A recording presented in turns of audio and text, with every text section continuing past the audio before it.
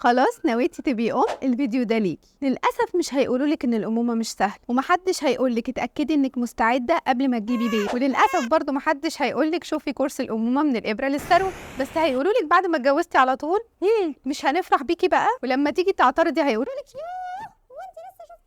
اكتر جمله ما بحبهاش. انا بقى جايبالك خلاصه الخلاصه، الامومه من الابره للثروه، في كورس شامل للام من قبل خالص ما تفكر تبقى حامل لحد ما نفرح بالصغنن بيبقى عريس كبير. هنتكلم فيه عن فتره قبل الحمل، الولاده، الرضاعه، التربيه، وما تخافيش ما نسيناش الباتي تريننج وحاجات تانية كتير، وكل ما يخص الامومه والطفوله. عشان تتابعوا الكورس وتشوفوا كل الفيديوهات اللي جايه اعملوا لايك وسبسكرايب للقناه، وطبعا ما تنسوش تدخلوا جروب الفيسبوك لانه كوميونتي مليان امهات ومحدش فيه بيحكم على حد، تقدري تسالي فيه كل اسئلتك من غير كسوف. هستنى كومنتاتكم ولايكاتكم اللي هتشجعني اكمل الكورس بسرعه عشان تشوفوه كلكم وتستفادوا بيه. اتمنى الفيديو يعجبكم والكورس كله يعجبكم، وما تنسوش تعملوا منشن لاصحابكم عشان خاطر يتفرجوا على الكورس كله، وشكرا ليكم.